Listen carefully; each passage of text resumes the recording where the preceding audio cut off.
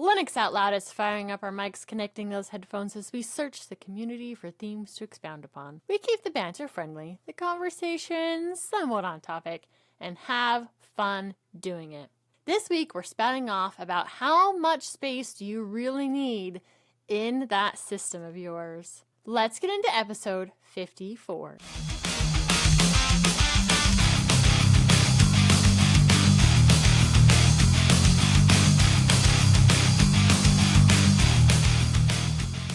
Linux Out Loud is brought to you by Linode and Bitwarden. With me today are the fantastic co-hosts Nate and Matt. What have you been up to this week? All good things, I think. You think? Well, I mean... So maybe not good things? Nothing bad. At least nothing you'd admit to on a show that's going out on the air, right? I was going to say nothing he would not admit to on air. And besides, I think it would be more concerning if it was me, not Nate. That is very true. Yes, I'm sure there are definitely some things that you've been up to that you're not allowed to talk about. And I know Nate's thing to talk about is probably going to put me to sleep, but that's okay. Other people love it. You're doing some stuff with the Steamdeck. And is that trying to take it from running Arch?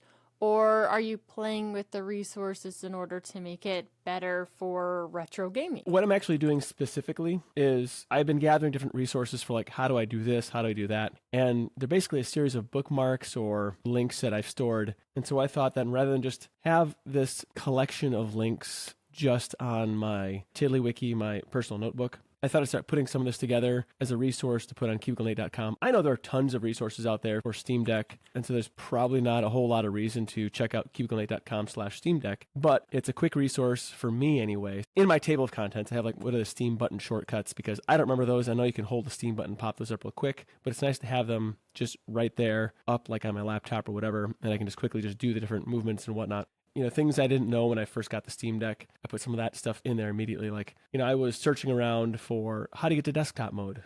And now that I have my Steam Deck, well, I don't need that now because it's very, very simple. But if someone like gets a Steam Deck and they look it up, I just want to have that stuff just available and ready in there. Now, probably most people just kind of laugh like that's a silly thing to put on there. But if you don't know, you don't know. Also, things like setting up the user password. So if you want to enable secure shell so you can remotely get into it, well, how do you do that? Well, you first have to set up a user password. And so I put all these instructions just in one spot for me to reference. And if somebody decides that they want to dig into it and do stuff with it, then I have those things there. Also, like when I was searching, how do you turn on and off the immutable root file system lock? Well, you can read a lot of ways of doing that. And it isn't immediately clear when you do the searching what is the preferred way. Well, the preferred way is sudo steamos -read only disable, and then to enable it's obviously the other way around. So just little things like that, like notes for me. I'm not necessarily going to remember how to do that when next time I want to do something like that. So I just have those notes readily and available for me. Also, if you want to get to the boot menu, that's on there. And then I have some links to like some performance tweaks we can do, some particular accessories, and also like Fortnite on the Steam Deck was something I wrote previously. So I just want to kind of have one spot where I can go to. And if there's like 3 or 4 of the people out there that also find it useful, awesome. But for me, I need a place where I can keep all my notes and access it whenever, and so that's what I've done. It makes sense to me to have all of that stuff easy to access, not only for you, but anybody else who wants to get to it. Nate, is the context in the disabling of the file system actually makes sense? Because don't you usually complain about weird syntax in Arch? Yeah, so Arch has very, very silly syntax, and I don't want to mess with it, but there are cases when you might need to dig in there, and this is just how you disable the read-only aspect of it. But as far as like adding and removing Arch packages, I'm not going to touch that. We'll get them there eventually, Wendy. We'll get them there eventually. I think so. There are some things that like I would prefer over using the Pac-Man package manager. I mean, things like toothpicks like between my toenails, you know, that's probably more enjoyable than dealing with Pac-Man. There's your first edit. Yeah, I don't know about that. Did I say something I shouldn't have? No, I'm just giving you crap. I was waiting for the vulgarity of how you really feel to come out. Like, I can understand that the syntax of Pac-Man is my least favorite of any package manager I have ever used, but I think you've gone just a step too far there with that one. I will go one further. Before Flatpak updated a lot of its syntax, a lot of it was obtuse. Oh, Flatpak was also terrible, yeah. Before they updated it, yeah. To be totally fair, like that was my biggest criticism of Flatpak for a long time, because they tell you to do everything from the terminal, which whatever, but it's like you need to memorize this long obtuse, URL and everything. You're like, ooh, not a great user experience. No, it really wasn't. And I actually didn't do much with Flatpaks during that period of time, and I still really don't. I prefer pulling things directly from the repos on my system instead of running a Flatpak, a Snap, anything like that. So I guess I forgot about it or didn't remember that just because it wasn't something that I was actively seeking out. Well, they make it a lot more seamless now, because most distros for the Flatpak stuff is if you download, like I know for elementary, they have something sideload or whatever, where if you download the Flatpak and it enables it in like the actual app centers kind of deal. So they've fixed a lot of issues with Flatpak over the last, 18 months, Nate? I mean, that's really when I've seen a lot of uptake since the Steamdeck and stuff. The good things about the development on Plasma is that they've worked on Discover so much now that using Flatpak through Discover almost makes it basically unnecessary to use Flatpak in the terminal. And that's also fixed a lot of it as well. So maybe if they could fix Arch like that, have some kind of intermediary that can speak Archese to the packaging system, that would be handy. Honestly, Garuda is about the closest one I've seen that does that with Wendy. What's the update command in Garuda? Is it Garuda attack update? And that's like the update. There's no like sudo pacman tech SYU, update. Yeah, there's something like that, but I always forget to use it. So I put in the standard one because that's what I used in Manjaro for forever. And then it says, "Do you mean?" And I'm like, "Yes, that's what I mean." You mean small stuff like that, Nate? Basically any of that, yeah. Or I could just use Zipper or DNF. That'd be way better. Well, Matt, it looks like, again, you've purchased more new hardware. I mean, is this ever going to stop? What did you purchase this time? That's like asking Ryan if he's ever going to stop buying new hardware. Okay, I'm not every 3 months of like brand new, here's like a 4090 kind of stuff. I'm not that bad. I'm bad, but I'm not financially wise that bad. So no, I picked up a PS5, the elusive PlayStation 5. And solely because I ended up selling my PS4 and some other stuff, mostly for expecting bills to be more than they were, so I had leftover money. The problem is, after I sold the PS4 and I had the leftover money from what I sold, it ended up being, well, okay, if I go buy a PS4, it's either buy it used, so there's that whole end of the console market, or it's kind of like used PCs. You never know what you're going to get. Go to a refurb like a GameStop or something. Again, never know what you're going to get. Or spend $330 to buy a brand new one from Sony on a 10-year-old device. Or I can spend the $550, I think, that I spent on the one I can upgrade to. So I'm already halfway through the bankroll at that point. So I was like, well, I guess I'm buying the PS5.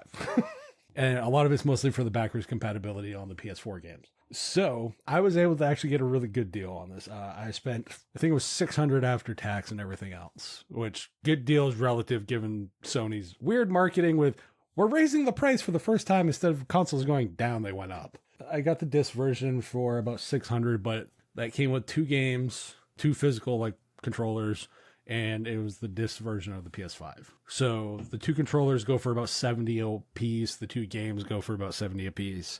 It kind of made up for the difference of like I had to drop, an extra $240 or whatever on top of what I had. But on the same note, it came with about $240 worth of stuff. So like, however you want to look at that. Well, and then you're upgraded to the point that it'll last you for a long time after this. It's not that you really wanted to buy a new one at this point, but since you did, and that way you can still play your existing game, this system is going to be usable for quite a while. Yeah, it definitely is. The PS5 is a very large machine and as its form factor.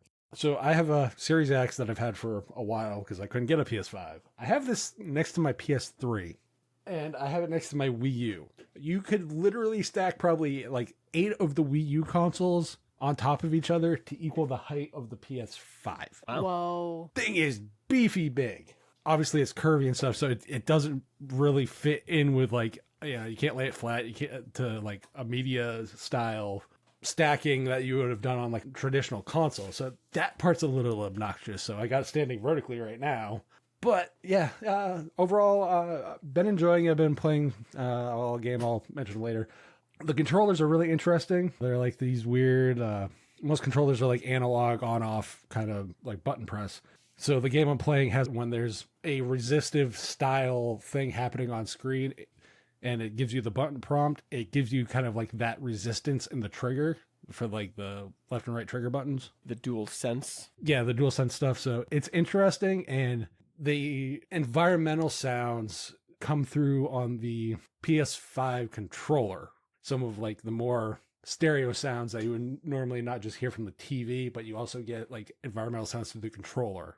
So like you'll hear footsteps or just other small details that are actually really, really cool. The PS5 controller's interesting. I'm not sure how I feel about it. Battery life could be a heck of a lot better. I will say that. And the controllers? Yes, I will say, and because you have one, Nate, I will make the Atari VCS has a better battery life as far as the controller. The Mara controller. Well, they're also not that feedback, though. I mean, those servos that give you like resistance and whatnot, that has an energy toll. So I kind of understand it. I'm not saying I don't understand it. I'm just saying, like, from a like use case situation, if you're expecting like super long battery life, don't. I got you. You sent me the picture of it, and it looks huge. I mean, just in the picture, I thought the Wii U was, a rather sizable console, or even the PS3. This makes the PS3 look like Small. I don't want to say tiny, but it definitely dwarfs it. From a height perspective, you're probably adding, I would say, at least another quarter of a PS3 on top of the regular, like, Fat Boy PS3 to equal the height of the PS5. It's a beefy big console. Anyway, now that we've put Wendy to sleep talking about Steam Deck and gaming and everything else, because, we know how much she loves that. You awake, Wendy? Maybe. Visit linode.com/tux and see why over 1 million developers trust Linode for their infrastructure. From their award-winning support to ease of use and setup, it is clear why developers and businesses have been trusting Linode for their projects, both big and small, since 2003. Don't worry if you're just getting started. That 24-hour, 7 days a week, 365 days a year support is offered to every level of user. They also offer industry-best price to performance value for all compute instances, including shared, dedicated, high memory, and GPUs. Linode makes cloud computing simple, affordable, and accessible, allowing you to focus on your customers, not your infrastructure. Visit linode.com/tux, create a free account, and you'll get a $100 credit. Say you're in a hurry, don't worry about it. You can build everything yourself or use the Linode one-click apps to deploy everything from Plesk, WordPress, to Valheim, and Minecraft servers. Make sure you visit Linode/tux to get started for free and snag that $100 credit while you're at it.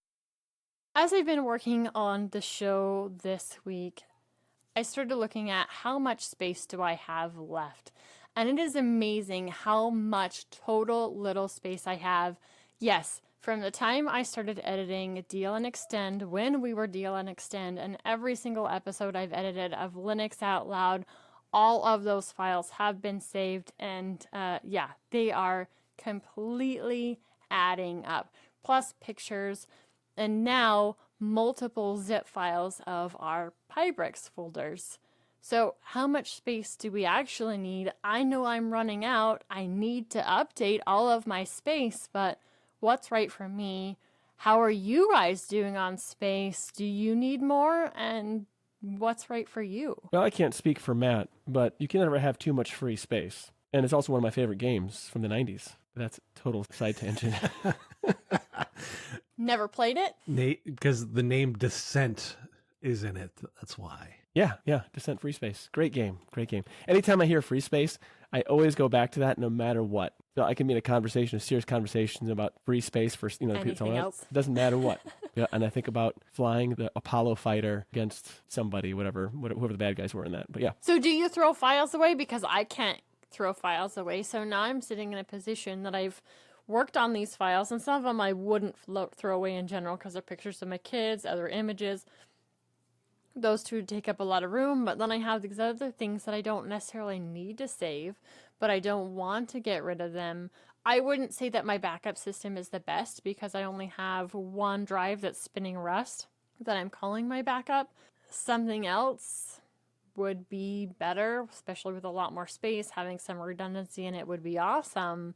But I know it's time to upgrade drives in general. Even my working media drive, I'm constantly having to pull files off of it at this point in order to throw them on the backup drive so I continue actively working on projects. So me personally, I have a few ways I take care of the bloat of, or the hoarding of data, as it were.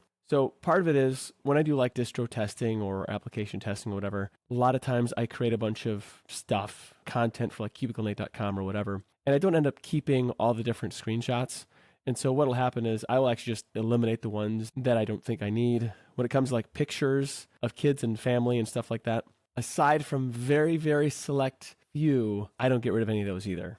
I probably don't make as much of that, like memory type stuff, as maybe you do.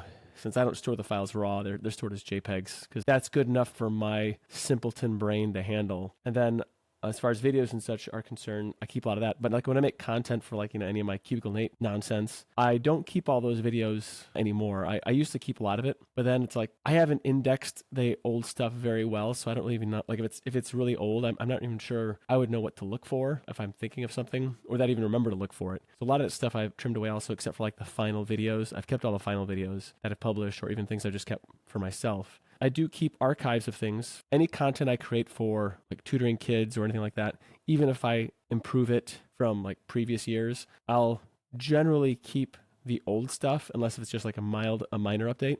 But if it's like a major change, I'll archive the old stuff. And so it's not been a problem. So like as far as like data that I actively keep and synchronize around, I'm still below about 800 or so gigabytes of data. So it's not too bad. Things like pictures and videos or other media content, I push to my server, which has, a RAID 10 array, 6 drives. I'm actually about, I don't know. I've put a lot of pressure on. I need to upgrade the drives at this point. But a lot of that stuff, I don't know. I probably need to do some house cleaning there. But I still have enough open space right now that it's not an issue yet. I think you just need to teach me how to throw files away because I can't. I just can't bring myself to do it. No, I'm in the same boat. My problem is so just from the drives that I have that are not like system drives, like just storage devices, I think I have 16 terabytes, give or take. Oh, wow. All of those in some way, shape, or form are double data though. So I have the main drive and then I have the backup of that drive. So for me, one of them is my media drive, which is about 4 terabytes, give or take. Like that fluctuates depending on what I keep and what I decide to get rid of. Wendy, it's actually really easy to get rid of stuff. I'm just saying. See, there's been a few times where I'm like, yeah, I'm going to go ahead and throw away those files. And then there was one point where I did pull a few things from past shows, mainly to review. I mean, why not? Power of so editing. then it makes it even harder to get rid of them. And I know at some point nobody's going to ask for them. This isn't going to be one of those shows that are like, way back in history, we need copies of Linux Out Loud. Oh, guess what? I've got them. Or my kids or grandkids are like, guess what? We've got them. No, they're actually going to trash all of that stuff. But I have a hard time getting rid of things in general. I'm a bit more of a pack rat. I've got boxes of cables under my desk that I haven't actually gotten through when we were doing the spare room cleanup, mainly because things have been crazy, and that project got set aside. Regardless, getting rid of stuff for me is very difficult. So I'm in a position where I don't necessarily need to keep everything that I've got, but in order to not throw stuff away, I need larger drives. It sounds like somebody's trying to find justification in getting the larger drives either way. I'm just saying. Maybe? So for as much flack as somebody likes to give me about trying to find justification on things, I'm just saying, turnabout is fair play on this particular situation. Now, I'm going to go ahead and say, Wendy, it's probably good for you to get new drives anyway, just in general. And I don't know how you have your drives configured, if they're in a RAID or not, but if nothing else, having new drives to put them on is good for your data integrity anyway. one. I mean, I don't know Yeah. what file system you're using, but if you're not using a more modern file system, you can have bit rot over time with your data. So unless it's a self-maintaining. Yes, and I have experienced that before. So I'm not using a RAID system. Right now I am using ButterFS as my file system on Garuda. And I do want to protect the data in general. So I love the idea of having a RAID system. That's awesome that you have it. It's probably one of the best ways to keep those precious files that you don't want removed.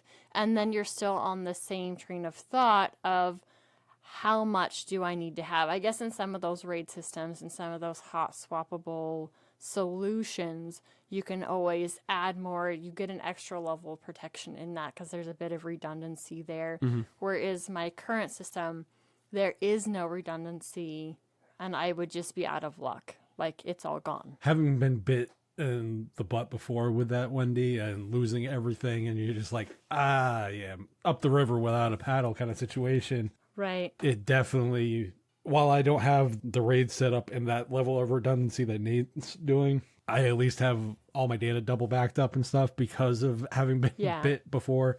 So I totally get, but I also understand where you're coming from because it's like, I want to keep all the things because I might need them.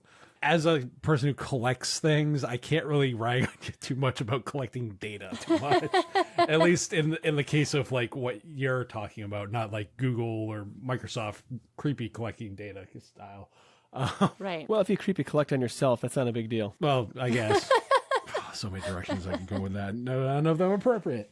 Right. So I definitely get where you're coming from on both angles with that particular aspect of not wanting to get rid of things, but also looking at it like, well, I'm going to kind of get bit if I don't. Yeah. It's a hard thing sometimes to figure out how much you actually need because I'm not going to lie, even at 16 terabytes for what I have, I don't have enough.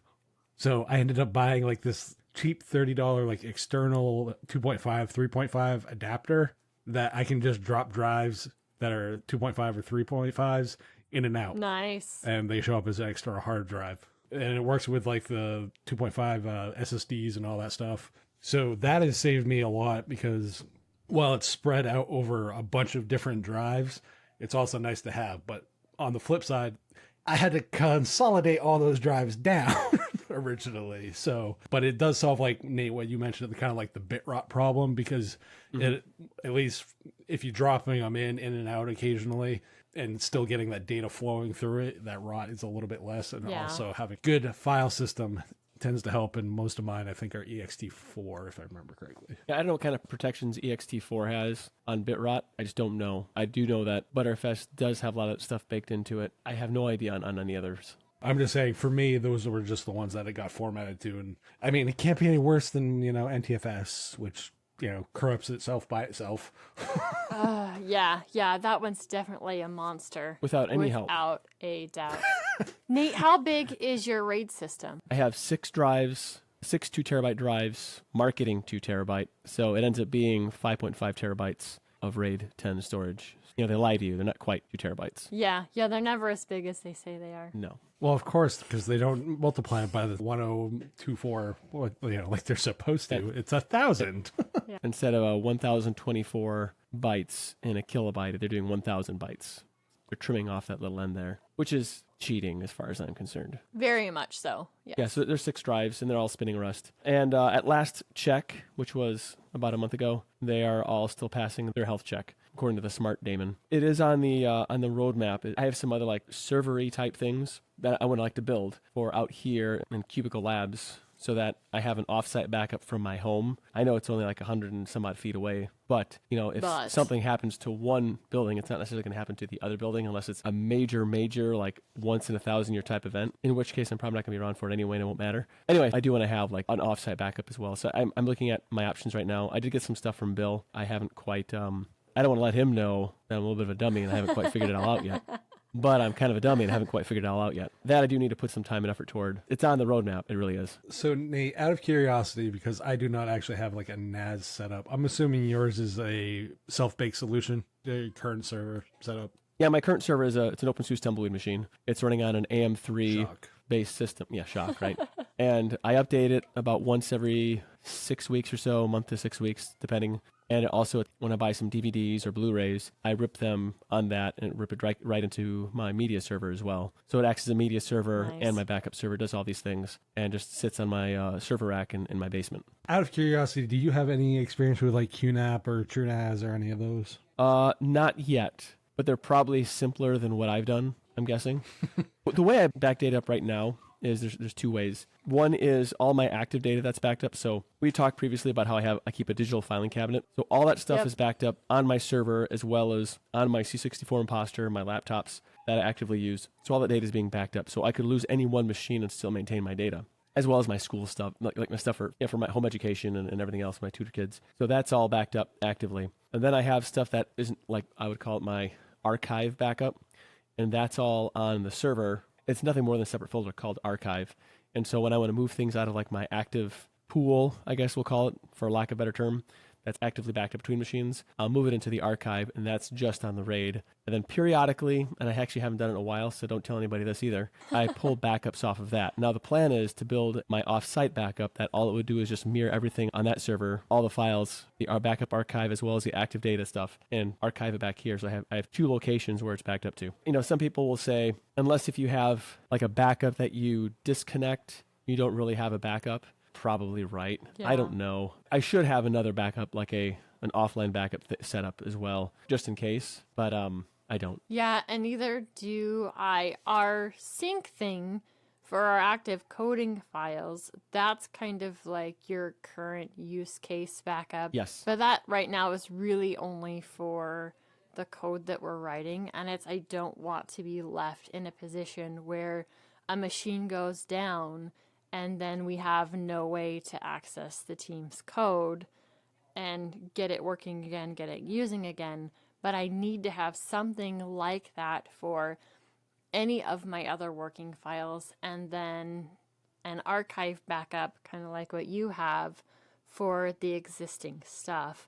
I know there for a while, just prices of drives in general had gone through the roof, and I haven't checked them lately to see if that's still an issue, what a basic setup like that would run you to have a decent amount of space to have a RAID style backup, have a little bit of redundancy there. That's probably step number one, right? Is at least have a RAID backup, and then you can build from there. And how much you need really depends on how much data you have. So I currently have a game drive. I have what's called my backup drive. So it's got a bunch of images on it. It's got all of the backups of podcast stuff and videos, all kinds of things on there. And then I have another drive that's not actively being used. Like, it does have video assets on it, mainly special effects and that kinds of thing. So the drive is just sitting there, like it's almost full. I can't do anything else with it. But if I could remove that somewhere else, still have access to it when I do get to the point that I want to use those assets, they're there, and not have to re-download them, especially with my internet speeds. That's not necessarily a possibility. And not have that all built into my tower, because right now all of those drives are directly in my tower. So for me, I think a minimum of probably 12 terabytes is what I would need to start with. And what does that cost look like? What does that setup look like? I don't know. I need to do some more diving into it. But somebody who is just trying to keep, maybe like you, some JPEGs that need to be backed up, some documents, none of that really takes up a whole lot of space, that 6 terabytes is plenty sufficient and gives you the room you need to make it grow. At some point, everybody's going to run out of space. At some point, you are going to need to add to that. And so thinking ahead with your solutions is important, because I've done multiple times where, okay, I've got a new spinning rest and I need to take all of the stuff that's on the old spinning rest and transfer it to the new one. And that takes me a couple of days to do manually, because if the folder's too big at the time that I'm trying to move it, things freak out and they're like, oh, we can't do that anymore. So you need to do it increments at a time, and that's not sustainable either. As my data grows, I need to be able to do that more efficiently. It would be better if I had a system that I could expand, put another drive in when it's reached a point that you need more data. And how long is it going to take you to reach that maximum amount of data inside of whatever solution you come up with? If you know that this current solution is probably going to only last you a couple of years before you need to expand again, determining which solution you're going with is probably going to be a little bit different than, okay, based on how much data I add per year, this is probably going to last me 5 years, 10 years, whatnot. Some of that definitely makes a difference. And there's a lot of other factors too. I mean, you want to do SSDs or spinning rust. Some people even say that spinning rust will likely last longer than SSDs for various reasons. I don't know what to believe there. I've read both ways. Not putting too much pressure as far as how full your file system is as well is something else to keep in mind. I don't really know how long will something last as far as like your usage is going to determine a lot of that really. And you're obviously creating a lot more content than I am with your pictures. So that's going to also have another effect. And you might even look at maybe even some offline backups, things to pull off. I kind of wish it was more reasonable in price, but I think tape backup for like long-term archive would be really nice. I'm probably the only one that would say What that. backup? Tape backup? It does last a really long time. Yeah, it does. It does have a history of working for years, being able to retain the data for years. So Wendy, to answer your how much is it going to cost, if you're just going with 12 terabytes, as an example, anyway,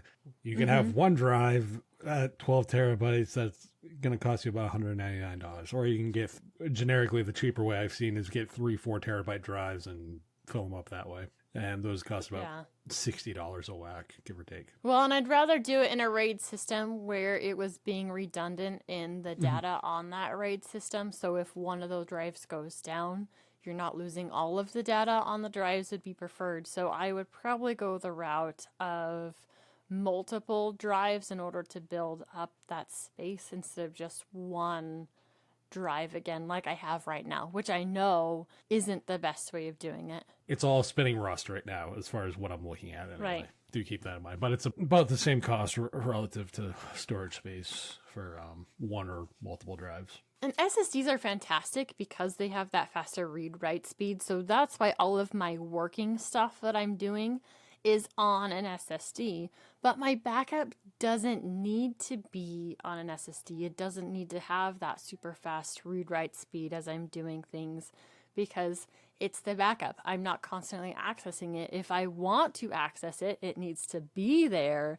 But it's not like it's this constant reading, writing situation. The answer of how much space you need for backup or for active data transfer, I think it really comes down to how much data you're creating. And I think you probably need to get some sort of a metric on how quickly am I filling up the space that I have. If I have a lot of external drives, what is it going to take to get all those drives actively backed up and synced on some kind of a RAID array or whatever? Probably figuring out what it is that you need to do to be successful in safely keeping your data. And then I think from there, crafting a solution that is cost effective. I'm not opposed to spinning rust for backups because I think they have a proven reliability and a track record on how long they last. They are a consumable, so it's something that you're going to have to replace eventually, but that's everything that's storage. It's just going to be a matter of mostly like determining that number, figuring out what your budget is, and then going that route. But even if you have a backup solution that isn't perfect, that at least has some redundancy to it, you're still going to be better off than not doing anything at all. This episode of Linux Out Loud is sponsored by Bitwarden. Bitwarden is the password manager that we use and trust.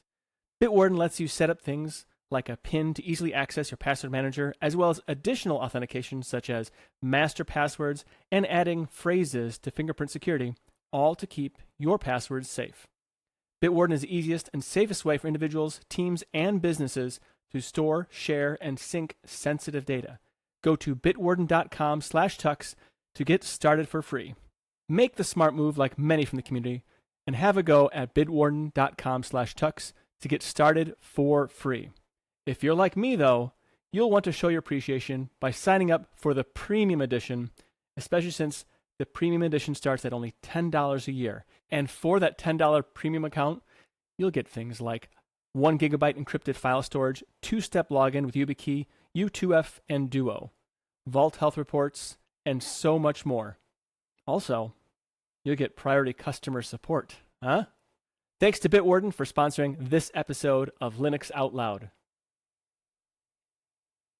Nate, this is a Linux Out Loud. We talk about all things Linux, and Mac started from some of the same roots. So you've got to love Apple, right? Oh man, I think it's great. And by great, I mean, I think it sucks. And that's probably the strongest I'll ever say about any area of technology. I'm just gonna give you some examples. So one specific example that I'm dealing with. My oldest brings to me an iPhone 6 he hasn't used in a while, and he goes to turn it on, and it says it's locked for 51 years and can't unlock, and I don't know how to unlock it because you can't do anything with it. So I went onto Twitter and I asked, hey, how do I fix this? Because I figure there's a lot of smart people out there. You can put the little hashtag thing in front of it, and it'll track some flies from somewhere. And sure enough, they said, you need to use the backup and hook it into iTunes. And then there's a little like dance you do to get it to go in recovery mode. And then you can actually have iTunes fix it. So that requires a Mac or PC. I don't have a Mac or a PC, but I do have Windows in a virtual machine. Well, that doesn't work. So it won't go into the recovery mode. So I can't really do anything there. So I started doing some other digging, see if there are any other options out there. And then I went down this rabbit hole first with iPhones,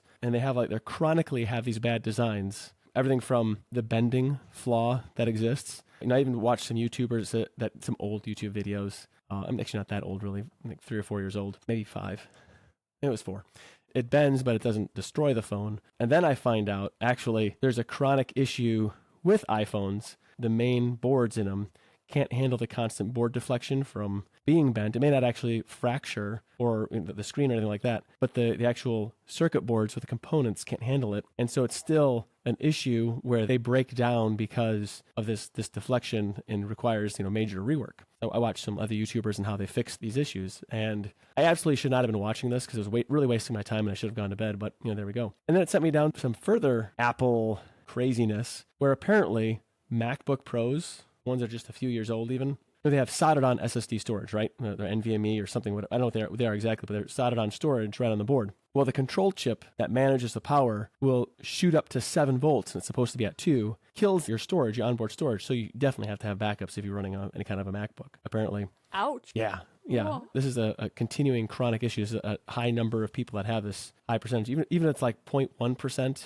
of the MacBooks out there, that's still many thousands of MacBooks that are doing this. At this time, Apple doesn't provide any extended warranty on this manufacturing defect. So all this said, I need to either find a Windows machine or something to unlock this. But now, I'm really discouraged now. Like if my kids want an Apple device, I don't think I could in good conscience buy into something that is so poorly designed, from their mobiles to the laptops. I mean, there's not really, I don't see a good reason to buy from Apple at this point. And I mean, there's other reasons too not to buy from them, and I don't want to get into that because Ryan and I would agree with this as far as some of their other business practices. But yeah, so anyway, I guess it's just, there's all these problems, and they're a multi-billion-dollar company. It's not to get on a pedestal or shame anybody if you buy Apple, but my experience in trying to use Apple products when I mostly use Linux, it sucks. And it's really bad, and it's not for me, but hey, if it works for you, I guess that's great. But anyway, so I'll figure this out. I'll borrow somebody's computer or something like that. It's just a toy. I want them to just be able to, so the kid can play whatever games he has on there, or even me for that matter. It's just such a pain in the butt to have to deal with the technology. I did the, month of Mac. Yeah. As a Linux user, Windows user at the time too, because I switched everything to Mac, like tablet, phone. You had an iPhone, Apple laptop. Yeah, you went all in. I went all in on it, and I get the vertical integration, and the selling point of that. Some of the decisions Apple makes, if you're outside of that particular vertical integration and you do things that aren't part of it, it makes it really hard to be in that ecosystem. And I'm one that, like Nate, is very much outside of that ecosystem for the most part. So it makes it really obnoxious to do certain things. Downloading certain third-party apps that are unsigned or unverified. And now Apple's made it better with how they do it, because before you used to have to, and newsflash, you do have to use the command line on a Mac, despite what they tell you.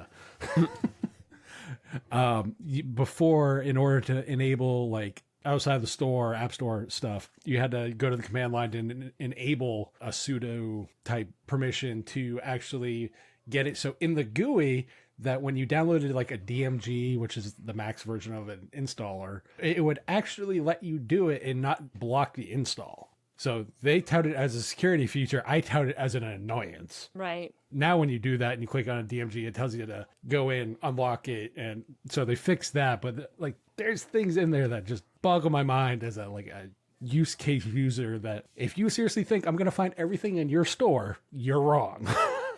Right. Well, anyway, so that said, yeah, I got a little thing I need to figure out. It's not a high priority issue, but it's something I do want to take care of at some point in time, just so I don't have my kids asking, hey, did you fix the phone yet? I'm like, well, I'm going to fix it with a hammer. I can't say that. Well, you can. You just did. No, I didn't say it. Not to them. And they're not going to listen to this show. Well, Matt, you tend to have a game that you're going to enable people with, but it looks like you're targeting multiple platforms with this enablement. This enablement is two-pronged, Nate.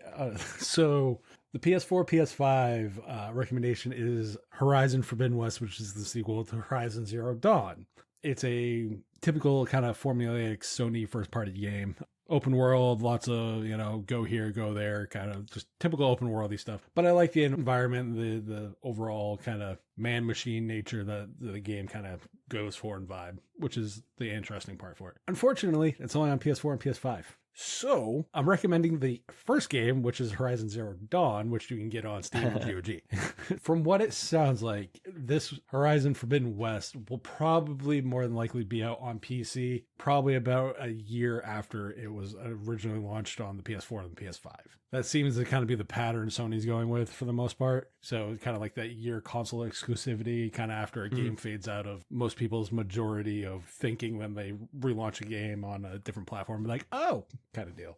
Fun games, bit pricey, not gonna lie. I got the PS5 version for about half price because I scrounge across the local game shops around here where I live, and they had a Sony deal where it was literally half off the $70 price tag of this game that came out not that long ago. So I got it for $35. Pricey game, depending on what you're looking at. Horizon Zero Dawn goes on sale quite frequently on PC, and there are other areas and places you can find it probably for much cheaper. Check like Fanatical or Humble Bundle if you're on those more reputable sites, I'll put it that way. Fun third-person archery-based kind of games with like cybernetic dinosaurs and all that kind of stuff. The original is quite a large download size. Of course, the one you've linked is the complete edition. Base price is right around $50 with a 73 gig download. Woo! I didn't say it was a small game. Artistically, it looks like there's a lot of ones and zeros that went into that. So I understand why this is such a large game.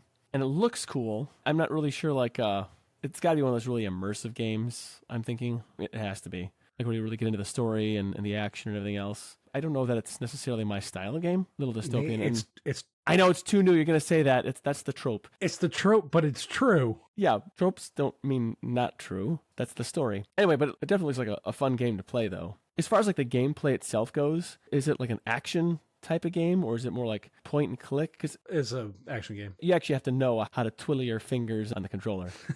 Yes, you do. Okay. Most of the stuff is pretty, I will say from an interface perspective, it's actually a lot of radial menus and stuff. As an example, you have different like archery arrows and stuff that you can use as your character. All of that's done from within the radial menu, and the menu when you have those open, it slows down time. So it's more of like almost a turn-based kind of style when you're figuring out what you want to use and that kind of stuff. So there's like an active wait system essentially. So it makes it a little bit easier to manage, and like crafting like new ammo for your bow is literally open the radial menu and select the ammo and hold down X in like 2 seconds. It's stuff like that make it a very streamlined experience, I will say that. So not as involved as like Minecraft, where you got to go find this material and that material, and then you craft it after you build this thing, but you can't build this thing until you find this material and that material, and then build the thing so you can make the thing that you need.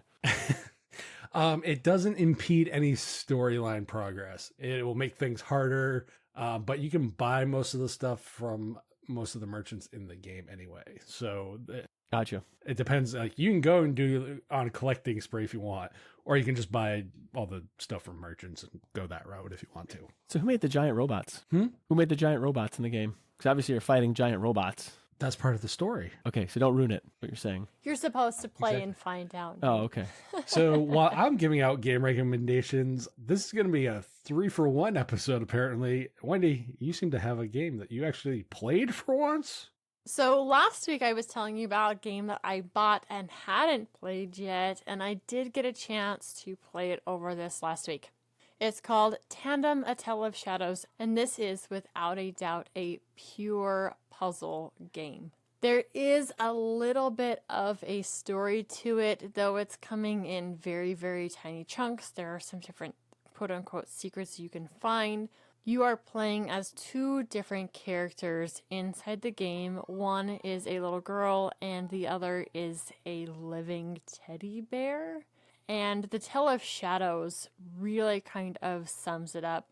As the character who is the girl, you need to move your light into different positions because your teddy bear can only walk across the shadows, and the teddy bear can't move if they themselves are in shadow.